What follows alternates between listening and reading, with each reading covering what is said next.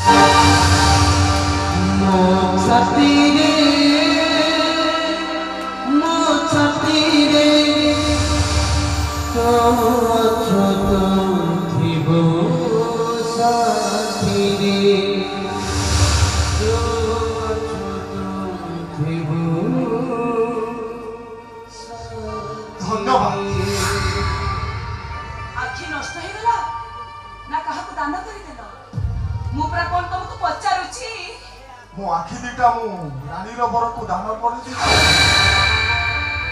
ଶରୀରର ଆଉ କୋଉ ଅଂଶ ଦାନ କରିବ ଗୋଟେ ଲିଷ୍ଟ କରିଦିଅ ଆଉ କାହାକୁ ଦାନ କରିବ ସେମାନଙ୍କ ନାଁ ମଧ୍ୟ ସେଥିରେ ଲେଖିଦିଅ ଏମିତି ମଣିଷ ତମେ ଜୀବନ ସାରା କେବଳ ତମେ ଦାନ କରି ଚାଲିଛ ଭାଇ ମାଗିଲା ତମେ ପ୍ରେମିକାକୁ ଦାନ କରିଦେଲ ଭଉଣୀ ମାଗିଲା ଆଖି ଦାନ କରିଦେଲ ଶରୀରର ହାଡ଼ ମାଂସ ଯାହା ବି ଦରକାର ପଡ଼ିବ ସବୁ ବି ସମସ୍ତଙ୍କୁ ଦାନ କରିଦବ ଏ ରାଧେ କାହିଁକି ଏମିତି ତମେ ଦାବି ଦେଖି ହଉଛ ବଳି ରାଜା ପରି ତମକୁ ସେମାନେ ପାତାଳକୁ ଚାପି ଦେବେ ସେଥିପାଇଁ ମୋର ଦୁଃଖ ନାହିଁ ଲାଗିନି କେବଳ ଦୁଃଖ ଏତିକି ରହିଗଲା ମୁଁ ମରିବା ପୂର୍ବରୁ ମୁଁ ତମକୁ କିଛି ଦେଇପାରିବି କିଏ କହିଲା କିଛି ଏ ଲାଗିନି ତମେ ମୋ ମରିବା ପୂର୍ବରୁ ମତେ କିଛି ମାଗନ୍ତନି କଣ ମାଗିବି ତମେ ମତେ ଏତେ ଦେଇଛ ଯେ ରଖିବାକୁ ମୋ ପାଖରେ ଆଉ ଜାଗା ନାହିଁ କଣ ମାଗିବି ମୁଁ ତମକୁ କଣ ମାଗିବି ଓ ବୁଝିଗଲି କିଛି ଦେଇନି ବୋଲି ଅଭିମାନ କରୁଛ ନାହିଁ କିଏ କହିଲା କିଛି ଦେଇନ ବୋଲି ତମେ ମତେ ଏତେ ଲୁହ ଦେଇଛ ଯେ ରଖିବା ପାଇଁ ମୋ ଆଖିରେ ଆଉ ଜାଗା ଧରୁନି ଏ ଜୀବନଟାକୁ ମୋର ଅଧା କରିଦଉଛି ଏ ରାଧେ ମୁଁ ତମକୁ କଣ ମାଗିବି କଣ ଦେଇଥାନ୍ତ ତମେ ମତେ ଏ ରାଗିଣୀ ତମେ ସବୁ କହିଛ ପ୍ଲିଜ ରାଗିଣୀ ପ୍ଲିଜ ଆଉ କିଛି ସମୟ ପରେ ମୁଁ ବେଦୀକୁ ଯିବି ଅଗ୍ନି ବ୍ରାହ୍ମଣକୁ ସାକ୍ଷୀ ରଖି ରାଜକୁ ମୁଁ ବିବାହ କରିବି ଯୋଉ ଜାଗାରେ ତମେ ବସିବା କଥା ସେଇ ଜାଗାରେ ରାଜ ବସିବେ ସିଏ ମୋ ମଥାରେ ସିନ୍ଦୁର ପିନ୍ଧେଇ ଦେବେ ତମେ କୁହ ଏସବୁ ଦେଖି ତମର କଣ ଇର୍ଷା ହବନି ଆରେ କାହିଁକି ଇର୍ଷା ହବ ଯାହାକୁ ଦାନ କରି ସାରିଛି ତାହାପରେ ଲୋଭ କଲେ ପାପ ହବ ଅଧର୍ମ ହବ ବିଶ୍ୱାସ କର ଲାଗିନି ତମ ଉପରେ ମୋର ଟିକିଏ ବୋଲି ଲୋଭ ନାହିଁ ଖାଲି ଟିକେ ତମ ବାହାଘର ଭୋଜି ଖାଇବାକୁ ଲୋଭ ଅଛି ଲାଗିନି ତମେ ଏବେ ଦେଖିବାକୁ ଯାଅ ମୋ ବାହାଘର ଭୋଜି ଖାଇ ତମକୁ ନିଶ୍ଚୟ ଦେଖା କରିଯିବି ନିଶ୍ଚୟ ଯିବି ଏ ଜନ୍ମରେ ମୁଁ ତମର ନିଜର ହେଇପାରିଲିନି ରାଧେ ଆର ଜନ୍ମ ପାଇଁ ମୁଁ ତମକୁ ଦରଖାସ୍ତ ଦେଇ ଯାଉଛି ମହାଶୟ ନିବେଦନର କାରଣ ଏତିକି ଯେ ଆର ଜନ୍ମ ପାଇଁ ତମେ ମତେ ସ୍ତ୍ରୀ ରୂପରେ ଗ୍ରହଣ କରିବ ଇତି ଇତି ତମ ରାଗିଣୀ ମୋ ଛାତିରେ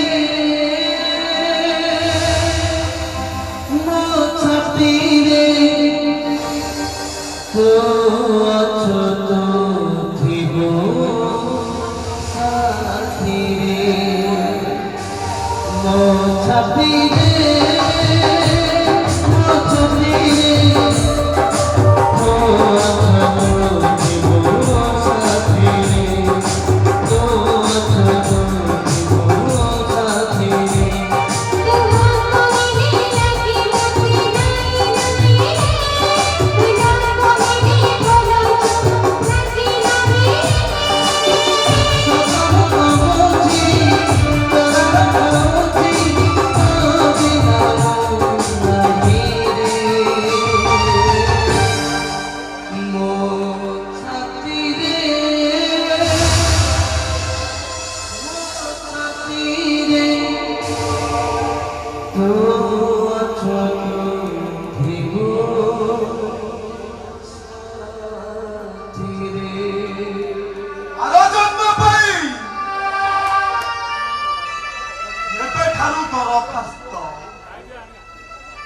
କିଏ ଅଛ?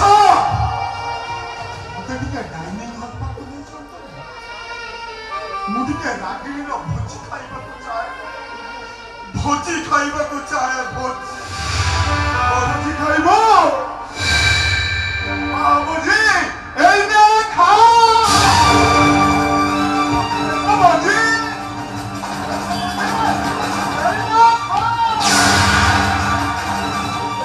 ରାଗିଣୀ ତ ଗିଫ୍ଟରେ ଦେଇଦେଲି। ଏବେ ଭୋଜି ଖାଇବାକୁ ଭାରି ଲୋକ।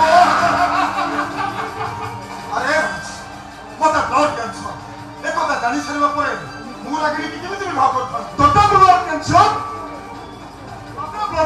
ବୋଲି କୋଉ ଡକ୍ଟର କହିଛି?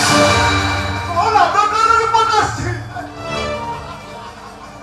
ଆଉ ମିଛ ରାଜୁଆ ମିଛ କହି ସିନା ସମସ୍ତଙ୍କୁ ଡକୁଥିଲା। ହେଲେ ନିଜେ କେତେବେଳେ ଠକିଗଲା ଜାଣି ପାରିଲାନି। ନିର୍ବୋଧ ଗୋଟାଏ ନିର୍ବୋଧ। ଆରେ ରାଜ তুমি তো হসুଛୁ କାହିଁକି? ତତେ ବ୍ଲଡ କ୍ୟାନ୍ସର କେବଳ ରାଗିଣୀକୁ ପାଇବା ପାଇଁ ତୋ ହାତରେ ଫୋର୍ସ ରିପୋର୍ଟ ଧରାଇ ତତେ ମୁଁ ଠକେଇ ଦେଇଛି। ସାଂଘାତିକ ଭାବରେ ଠକେଇ ଦେଇଛି।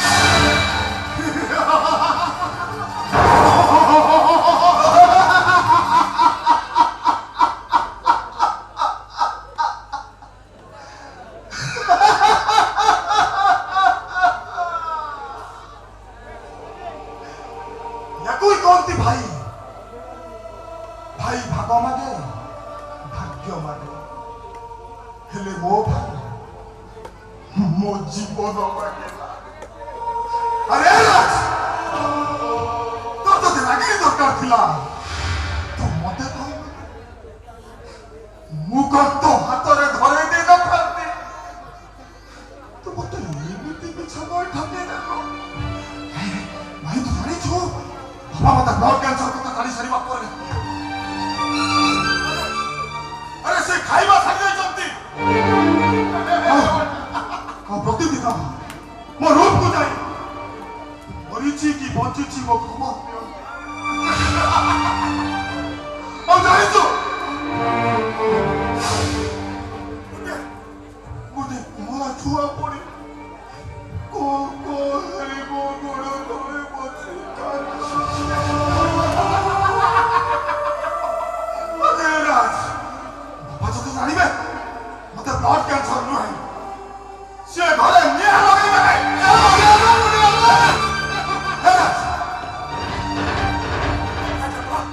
तू गोटे काम कर मो भाई बापा जानिया पूर्व तू मो बॉडी की विशेष कर दे। आ बापा जानिबे मो ब्लड कैंसर मरी जाइछि। राज अरे मो बॉडी की विशेष कर दे शेष कर दे।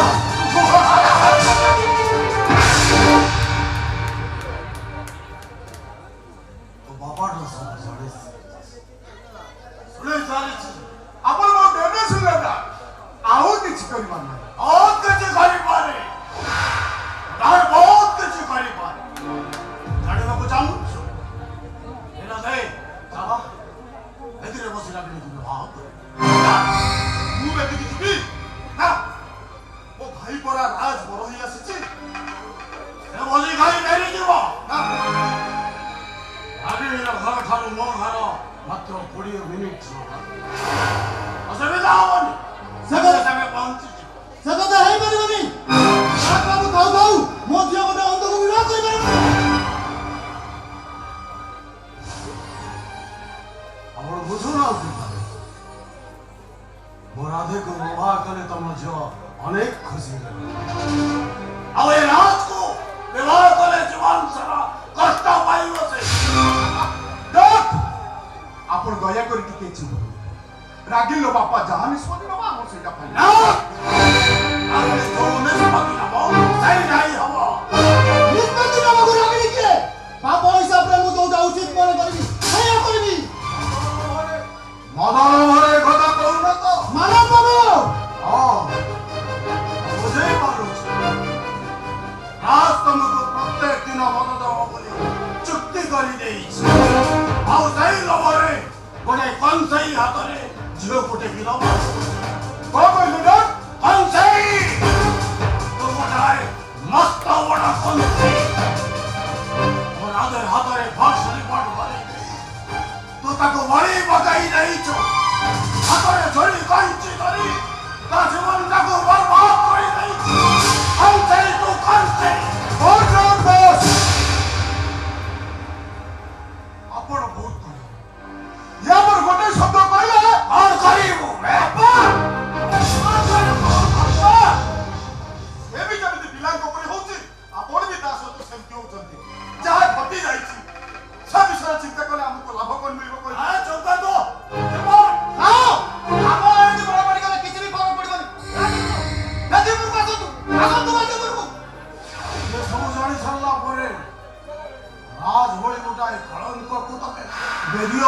ନିମନ୍ତ୍ରଣ କରୁଛି। ନିମନ୍ତ୍ରଣ କରୁଛି, ପାଖଟି ନଉଛି। ରାଗିଣୀ ମୋ ଝିଅ, ମୁଁ ତାକୁ ବଞ୍ଚେଇ ହାତରେ ଦେବି, ପିତାମାତା ହାତରେ ଦେବି। ସେ ନିଷ୍ପତ୍ତି ମୋର। ମୋ ଘର କଥାରେ ମୁଣ୍ଡ ପୁରେଇବାକୁ ଆପଣ କିଏ? ମୁଁ କିଏ ତମେ ଚିହ୍ନି ନା? ନାଇଁ, ମୁଁ କେବଳ ରାଜକୁ ଚିହ୍ନିଛି। ମୋ ରାଧେକୁ ତମେ ଜାଣିନା? ଗୋଟେ ଅନ୍ଧକୁ ଚିହ୍ନିବା ଲାଭ କଣ? ଆପଣ ତାକୁ ଘରୁ କାଢିଦେଲେ ସେ କୋଉ ରାସ୍ତା କରେ ବସି ଭିକ ମାଗିବ। ଭିକାରୀକି ସିନା କିଏ ଭିକ ଦେଇଦବ, କିନ୍ତୁ ଏ ହରିଶ୍ଚନ୍ଦ୍ର ଦାସ ଝିଅ ଦେଇପାରିବ ନାହିଁ, ଦେଇପାରିବ ନାହିଁ।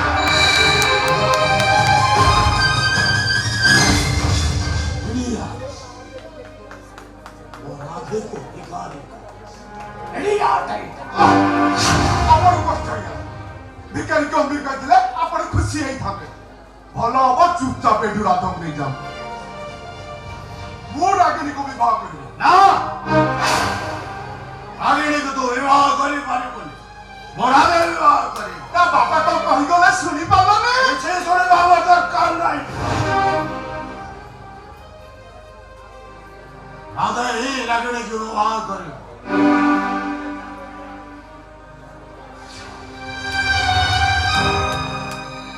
କାହିଁକି ମୋ ହାତ ଧରିବେ? କଣ ପାଇଁ ହାତ ଧରିବେ? ମୁଁ ପରା ତାକୁ ଦାନ କରିସାରିଛି ବାପା। କାହାକୁ ଦାନ କରିଛୁ? ଏଇଟାକୁ ଶୁଣ, ଦାନ ନବା ଲୋଚ ଲୋକର ଗୋଟାଏ ମିନିମମ୍ ଯୋଗ୍ୟତା ଥାଏ। ଏଇଟାର ନାହିଁ। ଏ ଦାନକୁ ମୁଁ ତାଠୁ ଜୋର ଜବରଦସ୍ତ ଛଡ଼େଇ ଆଣିବି। ମୋ ହାତ ଧରୁଛି ବାପା। ଆପଣ ନିଷ୍ପତ୍ତି ବଦଳେଇ ଦିଅନ୍ତୁ, ନହେଲେ ଯାହାକୁ ଦାନ କରିଛି ଆଉ ଯାହା ଦାନ କରିଛି ସେମାନଙ୍କ ପାଖରେ ମୁଁ ଅପରାଧୀ ହେଇଯିବି। ବାପା, ମୁଁ ଆପଣଙ୍କ ହାତ ଯୋଡୁଛି। ମୋର ଗୋଟେ କଥା ରଖନ୍ତୁ। ରଖନ୍ତୁ ବାପା, ରଖନ୍ତୁ। ଏ ରାଜ ପାଇଁ ତୁମ ପାଖରେ ହାତ ଯୋଡୁଛୁ? ଯେତେ ଯାହା ହେଲେ ଭାଇ ପରା।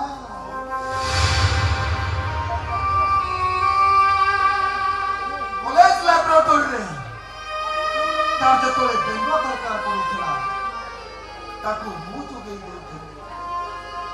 ଆଜି ତାର ଏମିତି ଦରକାର ପଡିଲା ଯେ ସେ ମୋ ଛାତିର କଲିଜା ମାଗି ଦେଇଦେଲି। କେତେ କାଟି କୁଟି ପରୀକ୍ଷା କରିବା କଥା କରୁ।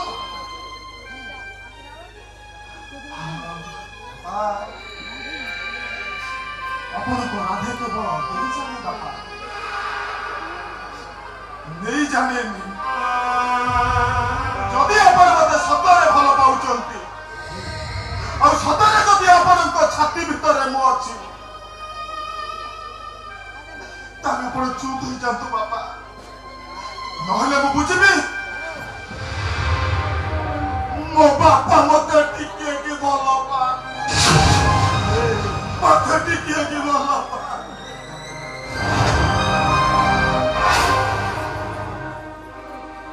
हे राधे,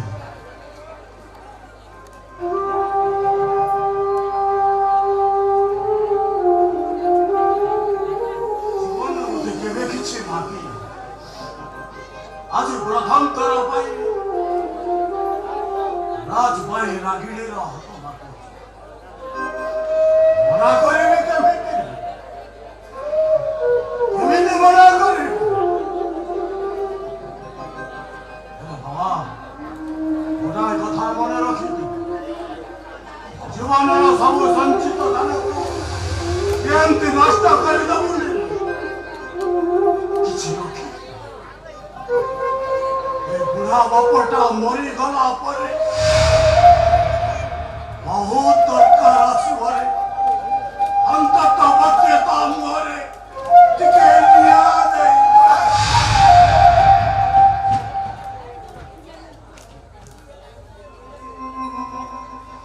बापा धन्यवाद बापा ना सुंदर भावर बुझे दे एबे रागिणी मोर सारा जीवन पाई मोर 100% मोर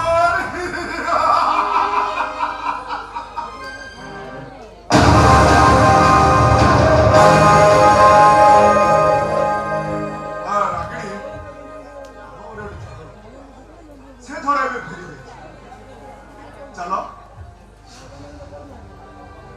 बेटी को चलो अबे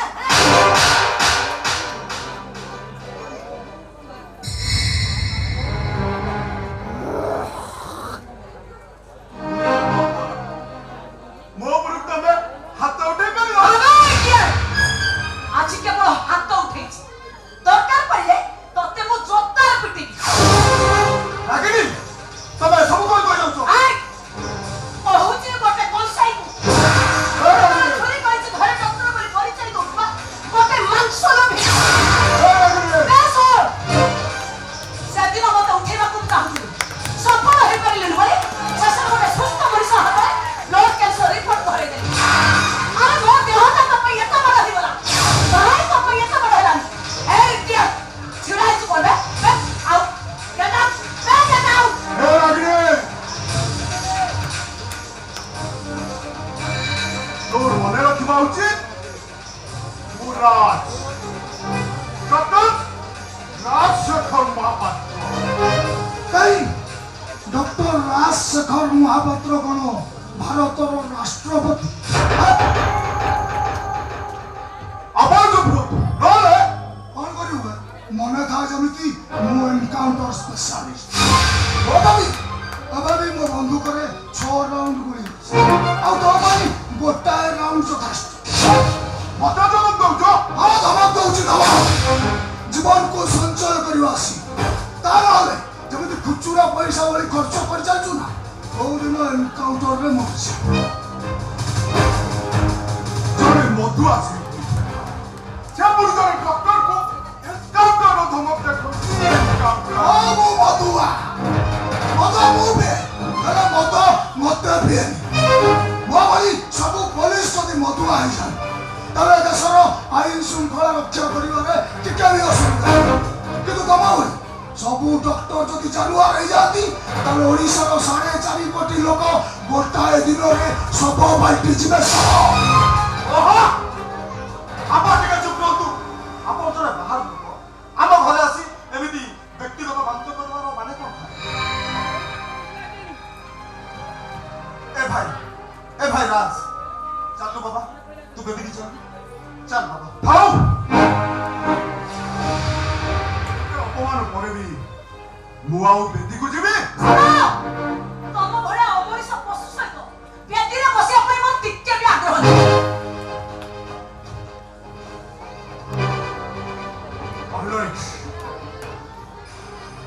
ଆଜି ମୁଁ ଶିଶୁପାଳ ହେଇଥିଲି ଜୀବନ ମନରେ ପୁଣି କେବେ ଦେଖା ଆଉ ସେଦିନ ବୁଝିବ ଏ ରାଜଶେଖର ମହାପାତ୍ର କେତେ ଡେଞ୍ଜରିୟସ୍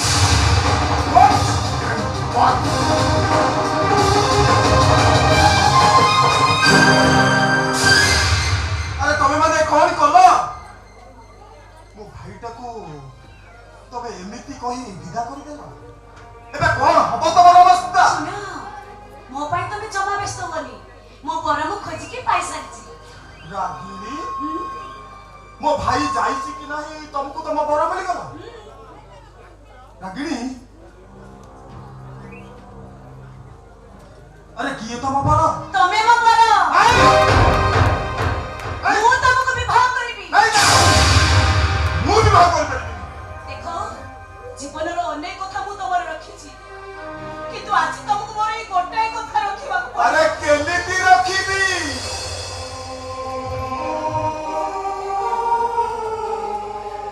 କେମିତି ତମ ହାତ ଚାଲି ବାଟ ଦେଖିବାର ସ୍ୱପ୍ନ ଦେଖିବି ଆରେ ମୁଁ ତ ଗୋଟାଏ ଅନ୍ଧ ସେ କଣ ଜାଣିନି ଆପଣ ଅନ୍ଧ ବୋଲି ସବୁ ଜାଣି ଶୁଣି ସେ ଯେତେବେଳେ ବିବାହ କରିବାକୁ ପ୍ରସ୍ତାବ କରୁଛନ୍ତି ତମେ ଅରାଜି ହେବାରେ କଣ ଅଛି ରାଧେ ଏ ଦୁନିଆରେ ଅନେକ ଲୋକ ଅଛନ୍ତି ଆଖି ଥାଇ ବି ଅନ୍ଧ ଆଉ କିଛି ଲୋକ ଅଛନ୍ତି ଆଖି ନଥାଇ ବି ଅନ୍ଧ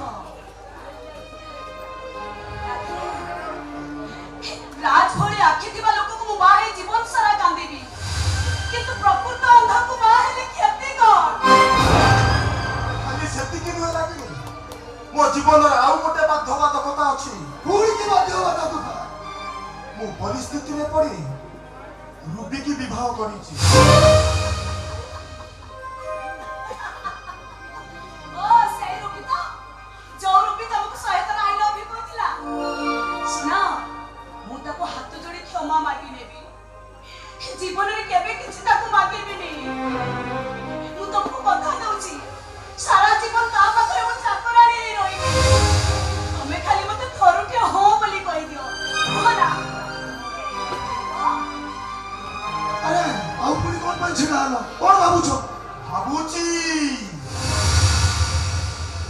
ଯୋଉ ଗପଟା ସରି ଯାଇଥିଲା ତାକୁ କେମିତି ଆରମ୍ଭ କରିବି ଆଉ କୋଉଠୁ ଆରମ୍ଭ କରିବି ଯୋଉ ଭାଷଣଟା ଚାଲି ଯାଇଥିଲା ତାକୁ ମୁଁ କେମିତି ଚାଲିବି ଆଉ କୋଉଠୁ ଚାଲିବି ବିଶ୍ୱାସ କର ଆଗରେ ନା ତମ ଉପରେ ମୋର କାଲି ଲୋଭ ଥିଲା ନା ଆଜି ଅଛି ତଥାପି ତମ ଲୁହ ମୋ ଜୀବନଟାକୁ ଆଜି ଉଦା କରିଦେଇଛି ଯଦି ତମେ ମୋ ପରି ଗୋଟେ ଅନ୍ଧକୁ ବିବାହ କରି ସୁଖରେ ଶାନ୍ତିରେ ରହିବାକୁ ଚାହୁଁଛ ମୁଁ ଆପତ୍ତି କରିବି ସରିଯାଇଥିବା ଗପ ମୁଁ ପୁଣି ଆରମ୍ଭ କରିବି ସରିଯାଇଥିବା ବାଟ ମୁଁ ପୁଣି ଚାଲିବି ଆଜିଠୁ